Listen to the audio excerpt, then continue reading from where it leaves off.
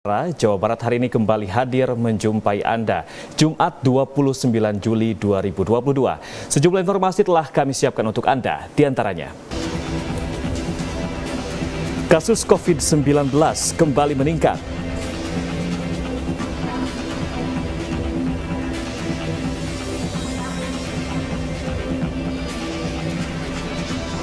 Bahar Smith dituntut 5 tahun penjara.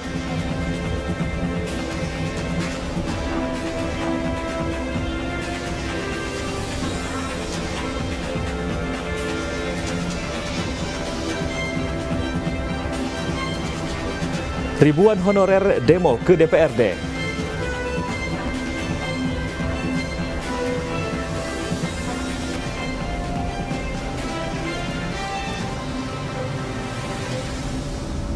Saudara, selain 3 informasi utama tersebut, sejumlah informasi lain dari beberapa daerah di Jawa Barat juga akan mengisi Jawa Barat hari ini. Bersama saya Gilang Hafidzi, inilah Jawa Barat hari ini selengkapnya.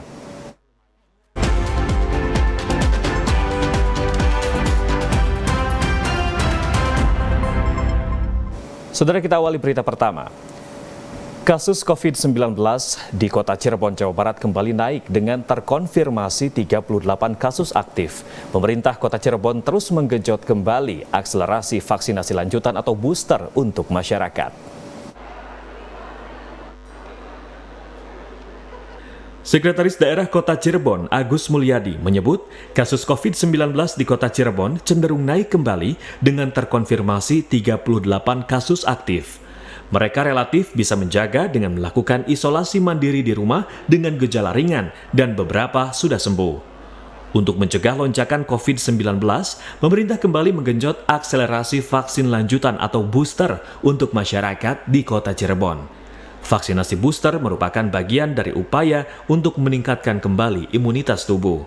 Booster ini bagian dari upaya kita untuk bisa menguatkan imun di tengah situasi pandemi yang cenderung meningkat. Kalau lihat dashboard kan kita ada sekitar 38 kasus aktif. Tapi informasi dari Pak Kadinkes, semuanya relatif bisa menjaga.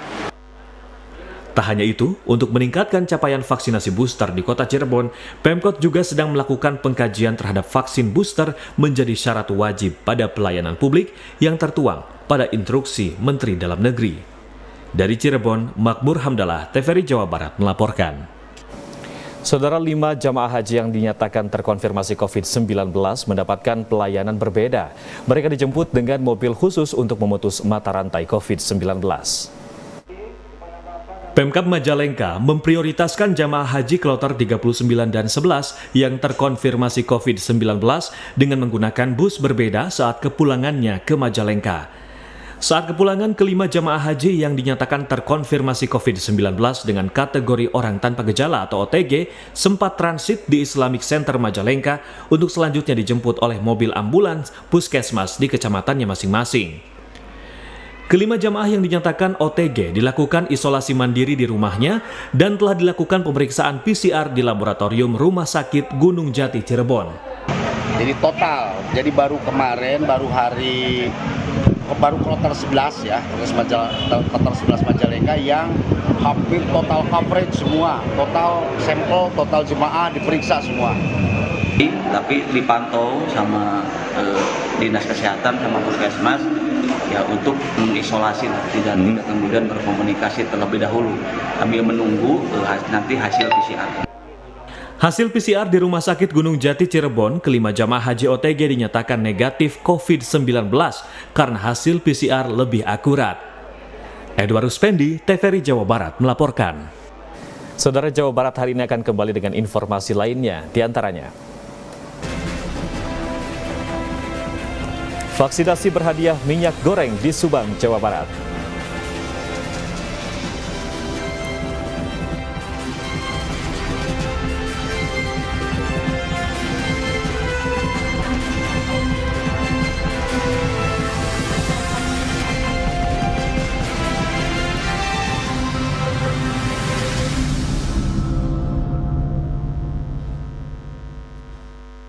Universitas Komputer Indonesia Unikom Bandung, kampus juara dengan berbagai penghargaan internasional dan nasional. Juara dunia ICT 2019, World Skill Competition Kazan, Rusia, 9 tahun. Juara dunia kontes robot internasional Amerika Serikat, 2 juara ASEAN ICT Awards, AICTA 2021, juara Asia Pasifik ICT Awards, APICTA 2021, kampus dengan akreditasi unggul. Daftarkan diri Anda segera.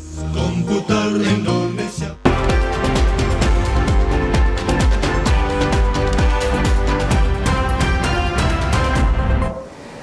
Terima kasih Anda masih bersama kami di Jawa Barat hari ini. Kita beralih ke informasi selanjutnya. Saudara, guna mengejar target vaksinasi dosis ketiga atau booster terus digencarkan. Di Kabupaten Subang, Jawa Barat, warga antusias ikuti vaksin booster.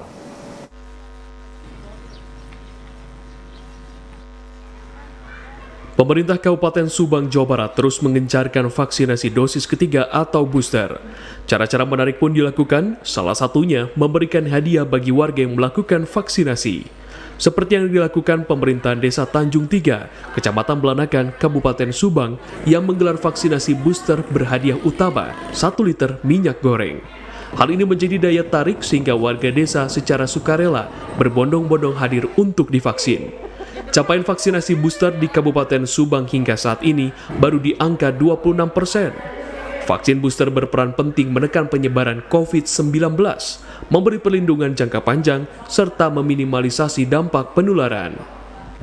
Dalam hal kegiatan kebiar vaksinasi ini, kami mendorong kepada masyarakat agar semua warga kami ini divaksin booster atau vaksin ketiga, di mana kami dengan adanya kebiar vaksinasi 150 orang pertama ini akan mendapatkan 1 liter minyak goreng. Demikian Hari Ramadhani, kontributor TVRI Jawa Barat melaporkan. Beralih ke informasi lain, saudara, terdakwa kasus berita bohong Bahar bin Smith dituntut hukuman penjara 5 tahun oleh Jaksa Penuntut Umum JPU Pengadilan Negeri Bandung. Jaksa menilai terdakwa terbukti bersalah melakukan perbuatan dengan menyiarkan berita bohong dan memunculkan keonaran di masyarakat. Jaksa Penuntut Umum Pengadilan Negeri Bandung menuntut terdakwa Bahar bin Smith hukuman penjara selama 5 tahun terkait perkara penyebaran berita bohong. Tuntutan tersebut digelar dalam sidang di Pengadilan Negeri Kelas 1A Bandung. Kegaduhan pun sempat terjadi selepas JPU membacakan tuntutan, hingga Ketua Majelis Hakim Dodong Iman Rusdani sempat marah untuk mengingatkan pengunjung sidang menghargai persidangan. Kuasa hukum Habib Bahar, Ikhwan Tuan Kota, menilai tuntutan JPU tidak sesuai dengan fakta persidangan. Untuk itu, Ikhwan meminta agar majelis hakim memutuskan sesuai hati nurani dan fakta persidangan dengan mengenyampingkan tuntutan JPU. Saya minta kepada majelis hakim yang mulia untuk mengenyampingkan tuntutan jaksa penuntut umum. Ya, karena fakta-fakta persidangan tidak seperti itu. Ya, jadi saya menduga ini ada intervensi. Sebelumnya, Bahar bin Smith dijadikan terdakwa kasus dugaan berita bohong saat berceramah di Kabupaten Bandung, Jawa Barat akhir tahun 2021. Arif Budi, kontributor TVRI Jawa Barat, melaporkan.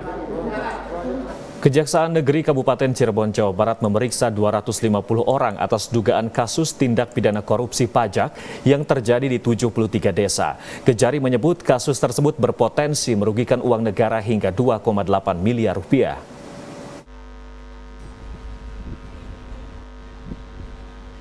Dari 250 orang yang diperiksa oleh Kejaksaan Negeri Kabupaten Cirebon ini, terdiri dari tim pendamping desa, perangkat desa, dan beberapa pihak lain. Mereka diduga terlibat tindak pidana korupsi yang dilakukan bertahap. Kejaksaan Negeri Kabupaten Cirebon telah menaikkan status terhadap kasus dugaan korupsi ini menjadi penyidikan sejak 19 Juli 2022. Kepala Kejaksaan Negeri Kabupaten Cirebon, Hutamrin, mengatakan modusnya tim pendamping desa memberi iming-iming kepada pegawai desa dengan cashback 10% atau bagi untung jika pembayaran melalui tim pendamping desa. Kajari menyebut kasus korupsi pajak desa ini berpotensi merugikan uang negara sekitar 2,8 miliar rupiah. Untuk penentuan tersangka, ya kan, nanti dalam proses penyidikan akan ditentukan siapa tersangka-tersangkanya. Yang sudah diperiksa berapa orang berarti? Yang sudah diperiksa sebanyak 250 orang. Dalam waktu dekat, Kejaksaan Negeri Kabupaten Cirebon akan segera mengumumkan para tersangka. Dari Cirebon, Makmur Hamdallah, TVRI Jawa Barat melaporkan. Ribuan honorer tenaga kesehatan Kota Tasikmalaya melakukan aksi demo di gedung DPRD yang menuntut kepastian agar diangkat menjadi PNS P3K. Mereka langsung diterima perwakilan Komisi 1 dan akan menyampaikan aspirasinya ke Menpan RB. Adanya wacana pemerintah yang akan menghapuskan tenaga honorer menjadi kekhawatiran bagi ribuan tenaga honorer yang berada di Dinas Kesehatan, khususnya bagi tenaga kesehatan. Mereka pun melakukan aksi demo ke DPRD Kota Tasikmalaya untuk menyampaikan aspirasinya dengan membawa berbagai poster dan spanduk. Menurut Ketua Forum Honorer Tenaga Kesehatan, para honorer menginginkan kepastian kepada pemerintah yang ingin diangkat secara otomatis menjadi PNS melalui jalur P3K. Nasib kami di tahun 2023 terkait honorer akan dihapuskan, dan untuk hasil barusan alhamdulillah dari Komisi 1, Komisi 4 dan kemudian Kepala Dinas juga Kepala Badan Kepegawaian Daerah Kota Tasikmalaya sangat antusias dan menerima kami dengan baik, dan kami akan berjuang karena ini semuanya kebijakan ada di pemerintah pusat. Dari hasil pertemuan dengan Komisi 1 DPRD Kota Tasikmalaya, mereka pun sepakat akan datang langsung ke Kementerian Pan RB pada Senin depan untuk menyampaikan aspirasinya. Dari Kota Tasikmalaya, Tony Sontani, kontributor TVRI Jawa Barat melaporkan. Saudara, sejumlah informasi akan hadir sesaat lagi, di antaranya ruang kelas rusak, siswa belajar di tenda.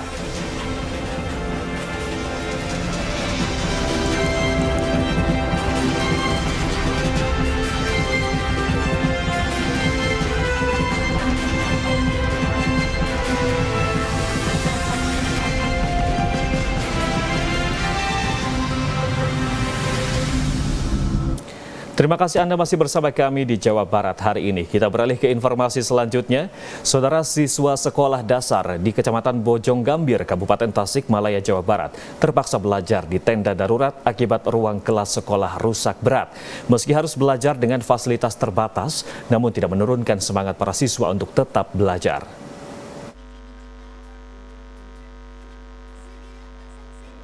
Seperti inilah proses pembelajaran siswa sekolah dasar negeri Bojong Kapol di Kecamatan Bojong Gambir, Kabupaten Tasikmalaya, Jawa Barat. Mereka terpaksa belajar di tenda darurat yang dipinjamkan oleh BPBD Kabupaten Tasikmalaya setelah ruangan kelas yang biasa mereka gunakan alami kerusakan.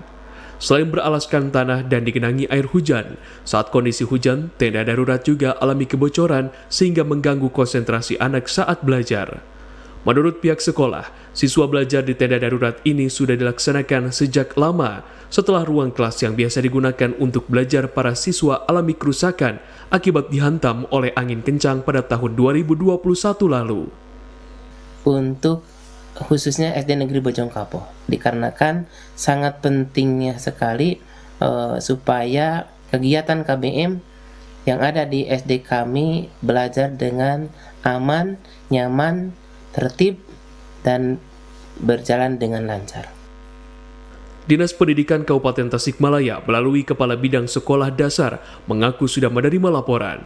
Perbaikan bangunan SD Negeri Bojong Kapol ini sudah diusulkan dalam penerimaan bantuan rehabilitasi sekolah di tahun 2023. Kami sudah usulkan di anggaran 2023 dengan melalui Krisna. Mudah-mudahan di 2023 Bojong Kapol bisa terakomodir untuk mendapatkan rehab. Pihak sekolah berharap pemerintah bisa segera lakukan perbaikan ruang kelas sekolah agar bisa digunakan secara optimal oleh para siswa. Dari Kabupaten Tasikmalaya, kontributor TVRI Jawa Barat Yudi Irawan melaporkan. Beralih ke informasi lainnya, Saudara, selain melanjutkan ke jenjang perguruan tinggi negeri, PTN lulusan SMA yang berminat melanjutkan pendidikan ke TNI dan Polri juga cukup tinggi.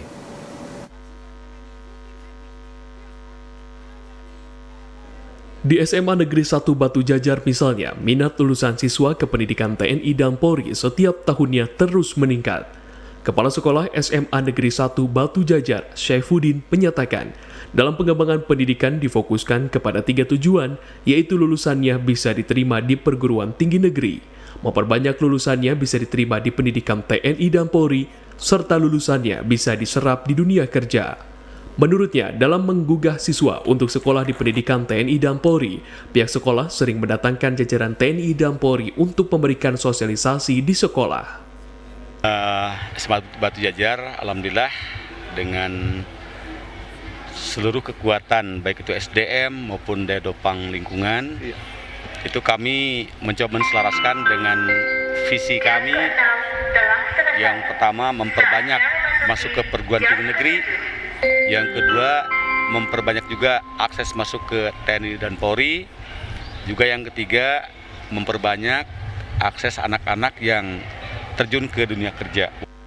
Melalui sosialisasi yang diberikan aparat TNI dan Polri di sekolah, diharapkan lulusan SMA untuk mengenyam pendidikan di TNI dan Polri akan meningkat. Demikian laporan Endang Herman dan Agung, TVRI Jawa Barat. Kami akan kembali dengan informasi lainnya, diantaranya pengamanan Pilkades serentak di Pangandaran.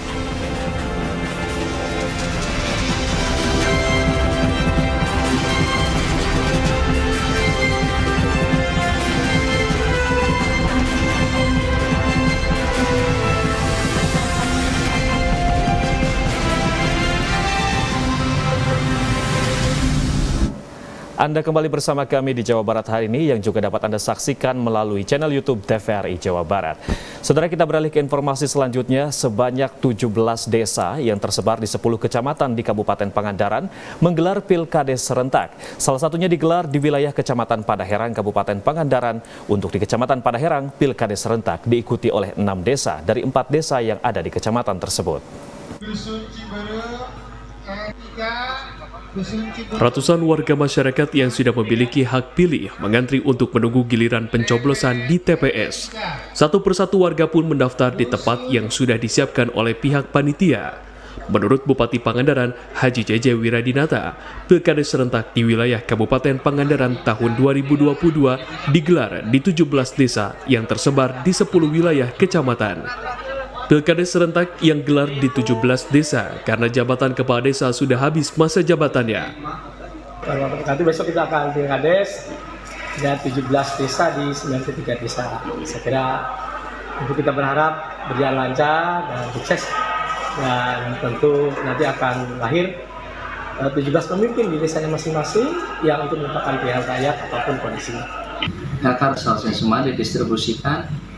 Mungkin sekarang kami ya dari kecamatan tinggal mengecek kelengkapan apabila ada kelengkapan lainnya yang kurang. Penyelenggaraan Pilkades serentak di Kabupaten Pangandaran mendapatkan pengawalan ketat dari aparat gabungan mulai dari TNI 0613 Ciamis, Polres Pangandaran, Satpol PP, serta instansi terkait lainnya. Dari Pangandaran, Entang Saifur Rahman, kontributor TVRI Jawa Barat melaporkan. Saudara, Ajendam 3 Siliwangi memberikan pelatihan musik terbuka bagi umum secara gratis dalam acara pameran inovasi otomotif yang diselenggarakan di Kiara Arta Park, Bandung. Siliwangi Band tampil memberikan hiburan bagi pengunjung pameran inovasi otomotif yang diselenggarakan oleh Kodim 0613 Bandung dalam rangka menyambut HUT RI yang ke-77. Selain memberikan hiburan pada stand Ajendam 3 Siliwangi, juga memberikan pelatihan musik internasional dan tradisional dengan menggandeng Saung Angklung Ujo dan Purwacaraka. Para pelajar dari SMPN 5 dan SMKN 5 terlihat antusias dalam mengikuti kegiatan pelatihan musik ini. Selain diperkenalkan alat musik seperti saksofon, biola, viola, drum, gitar, dan lainnya, para pelajar juga diperkenalkan pada alat musik tradisional angklung. Hal ini dimaksudkan untuk melestarikan seni dan budaya bangsa.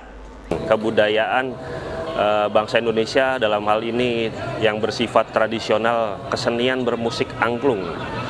Selain itu juga warga masyarakat Kota Bandung dapat menambah wawasan, meningkatkan kemampuan untuk bermain angklung yang saat ini sedang marak dan menjadi mendunia. Selain pelajar, kegiatan ini juga diikuti oleh Ormas KNPI dan atlet difabel dari National Paralympic Committee Indonesia, NPCI Jawa Barat. Pelatihan musik ini sangat-sangat interest ya. Kebetulan teman-teman juga anggota NPC juga tidak hanya mereka atlet, tapi mereka juga ternyata punya bakat yang benar-benar sangat apik di bidang musiknya. Dari Bandung, Doni melaporkan.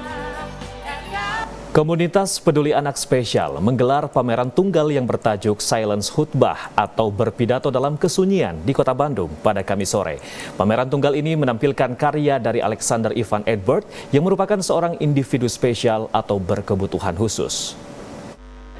Kegiatan ini diinisiasi oleh komunitas Peduli Anak Spesial bekerjasama dengan EcoCamp Eco Circle. Menurut sutradara pameran tunggal Fahdi Hasan, kegiatan ini diangkat sebagai isu bersama terkait dengan konsep tubuh seseorang berkarya. Seperti yang dilakukan oleh Alexander Ivan Edbert pada kegiatan ini, melakukan karya dengan konteks gerakan tubuh yang terus dilakukan. Apresiasi melihat karya mereka, dalam hal ini diwakili oleh Alexander Ivan Edbert gitu ya. Bukan sebagai medium lagi beliau, tapi beliau sebagai sosok yang melakukan khotbah. Nah, kenapa disebut silent khotbah? Karena beliau akan melakukan berbicara dalam konteks diam gitu ya. Sementara itu, penggagas pameran Ferry Sutrisna Wijaya mengatakan tema kegiatan ini Silence Khutbah. Alexander Ivan Edbert pada pameran ini menyampaikan pesan bukan melalui perkataan secara verbal dengan bahasa, tetapi dengan gerak, lukisan, dan sebagainya. Kami melihat bahwa sebetulnya Ivan juga menyampaikan pesan-pesan meskipun dia bukan ulama atau tokoh keagamaan. Dan sampai pesan-pesan itu disampaikan bukan dengan perkataan secara verbal gitu ya, dengan bahasa, tetapi dengan gerak tubuh, lukisan, dan sebagainya. Pada kegiatan ini pun dilakukan lelang karya dari Alexander Ivan Edbert. Hasil dari lelang karya rencananya akan didonasikan untuk sekolah luar biasa di Tobelo, Maluku Utara. Dari Kota Bandung, Abi Aditya melaporkan.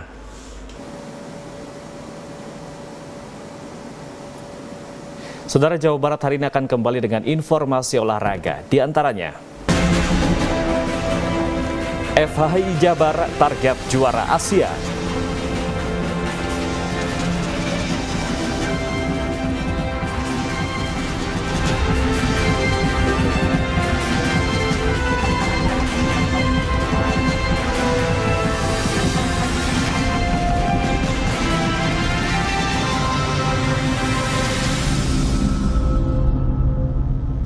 Terima kasih Anda masih bersama kami di Jawa Barat hari ini. Kali ini bersama saya Gilang Hafizi. Saudara, kita beralih ke informasi selanjutnya. Federasi Hoki Pengprov Jawa Barat mendapat tugas tidak ringan pada kejuaraan Asia Hoki Indoor yang bergulir di Thailand 8-15 Agustus 2022. Target yang diberikan pengurus pusat FHI Jawa Barat dapat merengkuh gelar juara.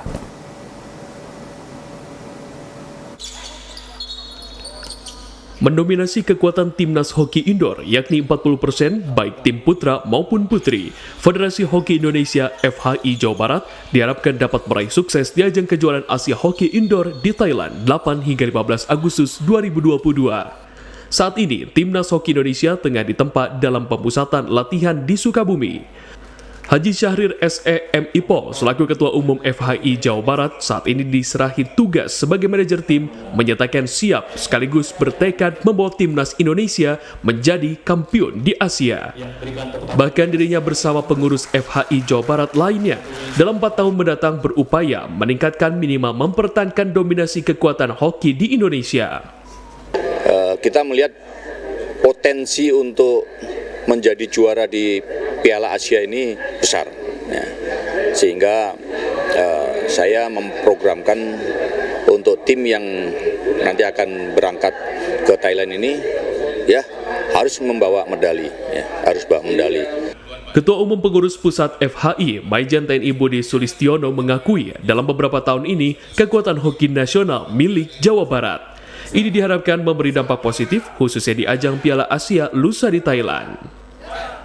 Ya, tadi sesuai arahan PP FHI, ya paling tidak kita harus juara dan mendapatkan medali. Nah, ini yang tak henti-hentinya kita juga melakukan pemantauan atlet-atlet yang sedang pelatnas di Sukabumi. Nah, kita langsung memonitor dan mudah-mudahan dalam waktu 1 bulan lebih ini kita bisa menghasilkan nanti pertandingan-pertandingan yang baik di Asia Cup nanti di Thailand. Guna mempertahankan sekaligus meningkatkan reputasi hoki di Indonesia, FHI Jawa Barat telah merancang rencana strategis baik meningkatkan kemampuan atlet yang sudah ada maupun melahirkan potensi atlet yang baru. Untuk itu, usai pelantikan pengurus FHI Jawa Barat 2022-2026, program jangka pendek, menengah, dan jangka panjang dimatangkan dalam rapat kerja daerah. Komar dan Ade Edi, TVRI Jawa Barat melaporkan. Saudara, Kabupaten Bandung Barat memastikan diri mundur sebagai tuan rumah 13 cabang olahraga pada gelaran Pekan Olahraga Provinsi Porprov 14 Jawa Barat. KBB menyatakan hanya sanggup menggelar 3 cabang olahraga. Kepastian Kabupaten Bandung Barat hanya mampu menggelar 3 cabang olahraga di Porprov Jabar 2022 muncul setelah PLT Bupati Bandung Barat Hengki Kurniawan mengirimkan surat resmi kepada Gubernur Jawa Barat dengan nomor 426.4-1540-2022.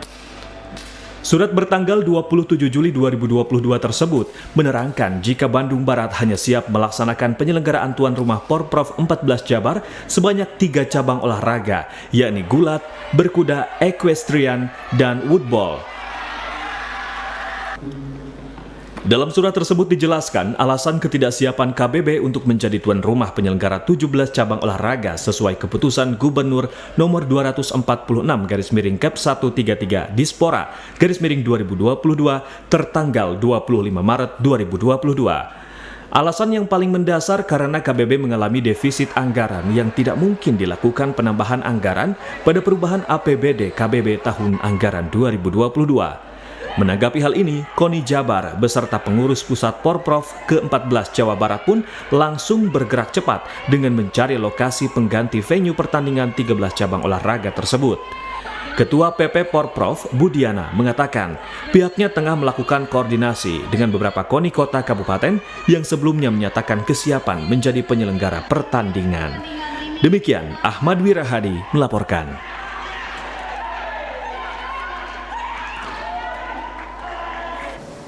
Ya, saudara, berikut kami sampaikan informasi perakiraan cuaca yang kami terima dari BMKG Jawa Barat.